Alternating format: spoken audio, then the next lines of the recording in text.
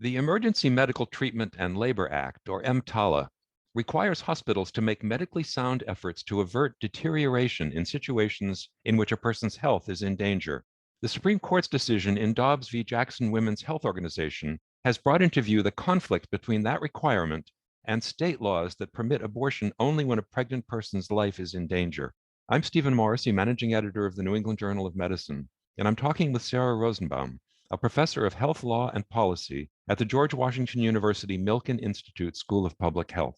Professor Rosenbaum has co-authored a perspective article about EMTALA and pregnancy-related emergencies. Professor Rosenbaum, could you start by explaining the major provisions of EMTALA? What exactly does it require of hospitals?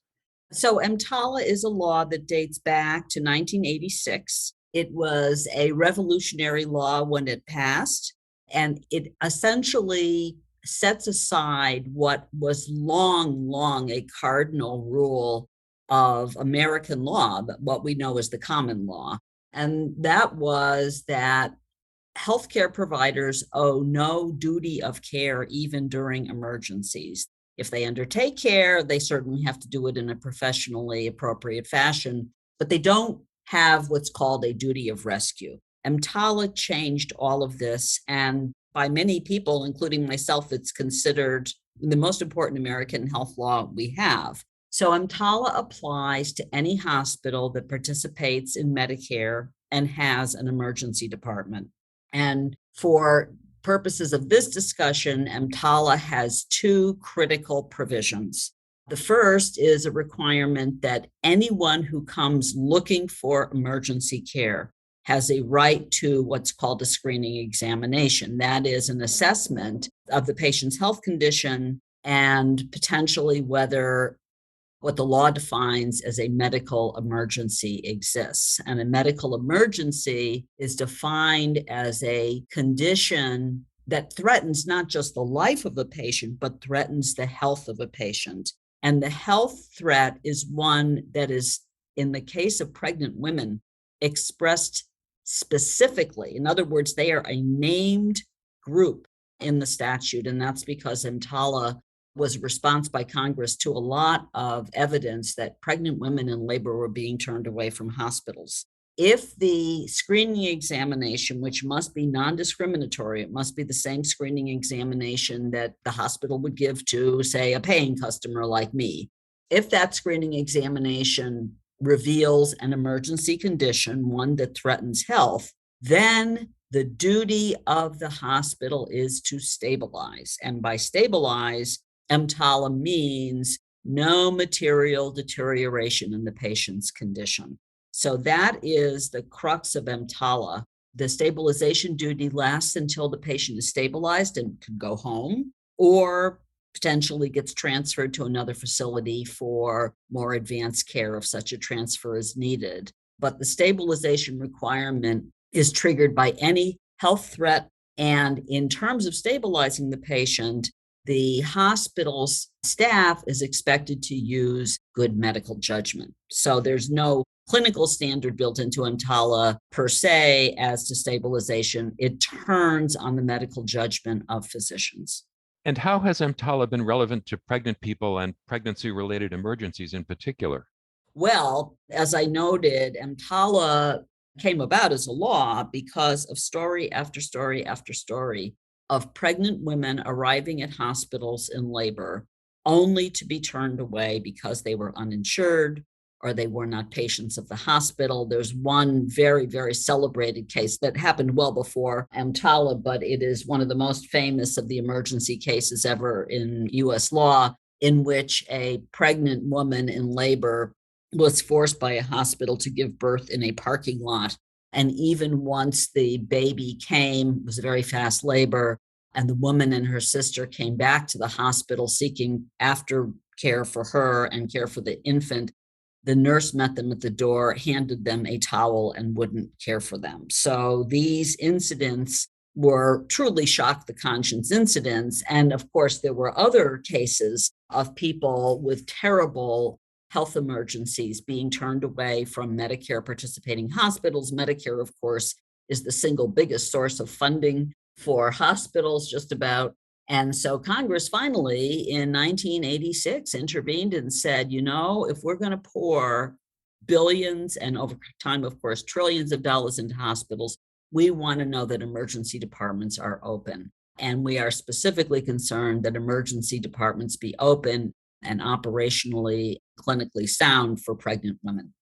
So since the Dobbs decision, lawmakers in some states have pursued abortion bans that include exceptions only for endangerment of life. Can you explain how these policies could clash with the EMTALA requirements?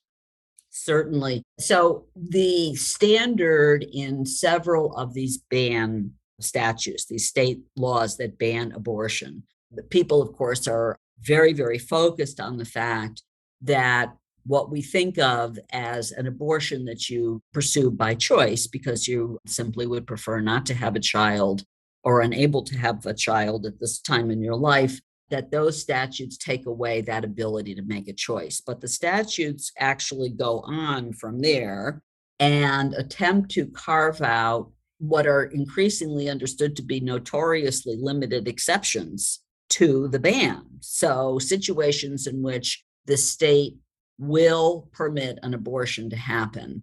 And in some cases, the state laws are not allowing an exception for rape or incest or both. And in other cases, the state laws, and of course they vary in their wording, but many of them appear to bar any abortion unless the life of the person is in danger. And of course, I'm not a physician, but I do know from my physician friends, my health professions friends, that there is a vast difference between a situation in which your health is in danger, seriously in danger, and allowing deterioration to happen to the point at which your life is in danger. And so what is being challenged in these cases by these states is their authority to override this protection in EMTALA and dictate to their citizens that only when the evidence, as they see the evidence, suggests that the patient's life is in danger, will doctors avoid civil or criminal prosecution for performing an abortion. So how has that conflict between federal and state policy played out so far? It's a very good question. So back in the fall of 2021, some of your listeners may remember that the state of Texas enacted what's called a heartbeat statute, meaning the ban sets in as soon as a fetal heartbeat is detected in about 6 weeks of pregnancy. And the case was litigated all the way up to the Supreme Court, the legality of the heartbeat statute. And the court actually allowed the law to take effect even while Dobbs was pending, before the court had said that states could essentially wipe out abortion rights.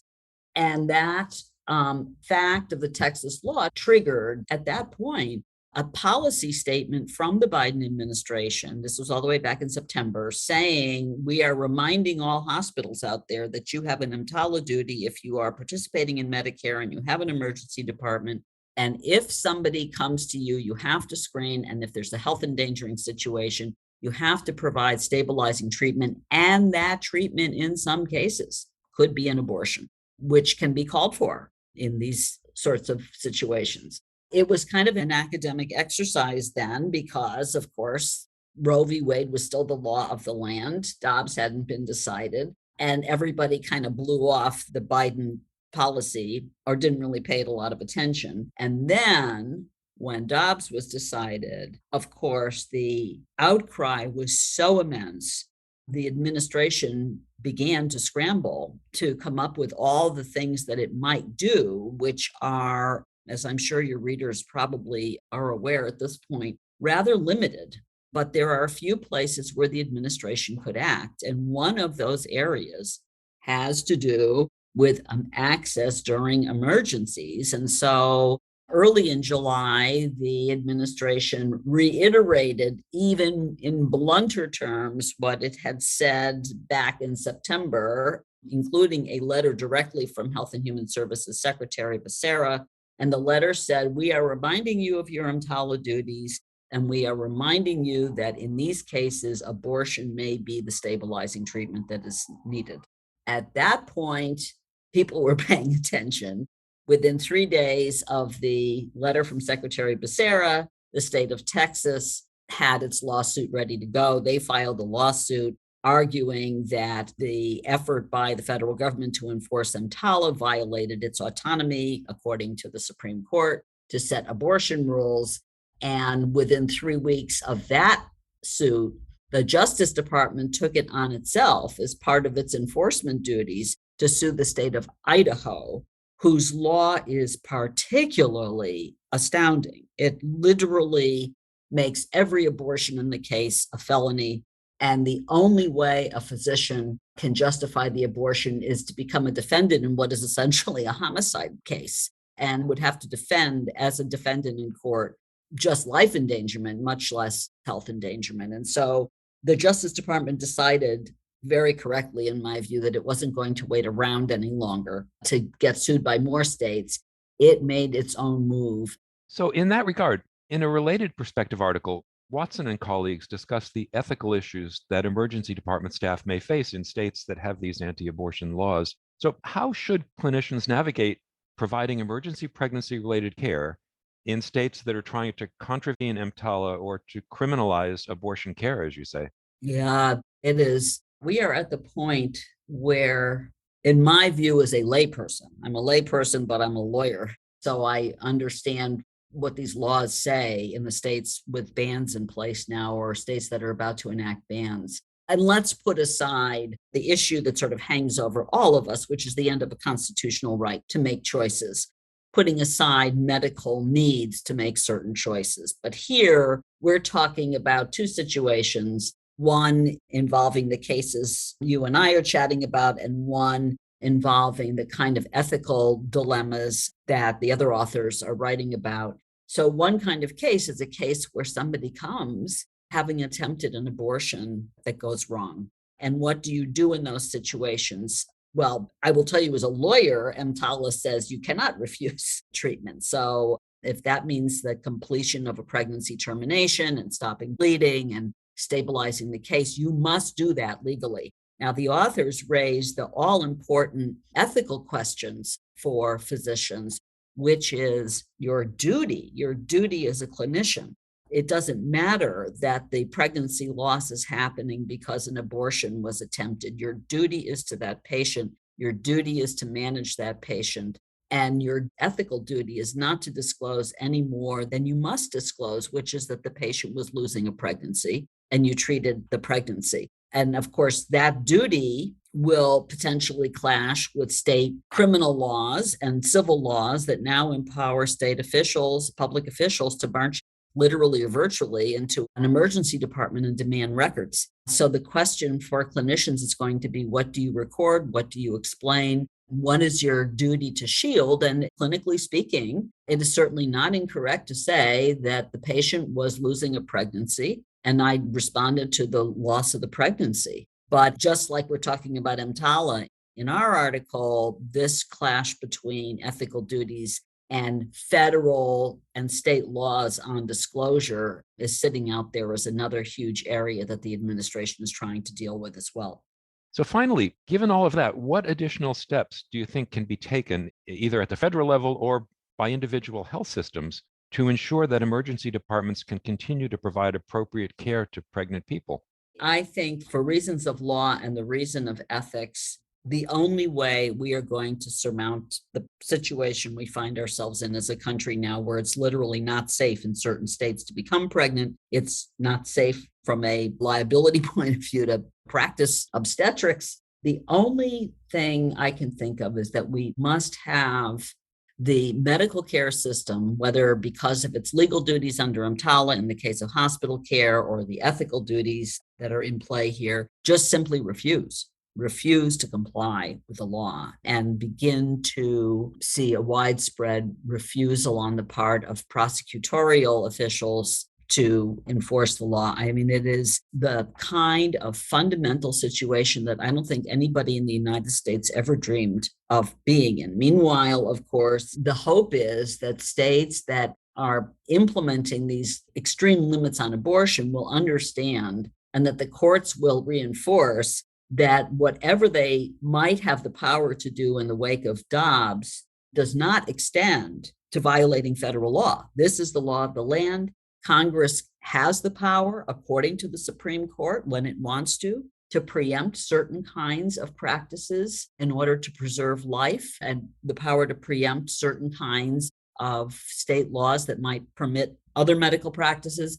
In 2007, the court upheld the power of Congress to outlaw a certain kind of abortion, which means that Congress also has the power to say, in situations where there's health endangerment going on, we're siding with the person whose health is being endangered. But we have, no question about it, a long and terrible period ahead of us in which a Supreme Court that thought it had washed its hands of abortion is going to be embroiled in the most compelling medical care cases we can imagine. Thank you, Professor Rosenbaum.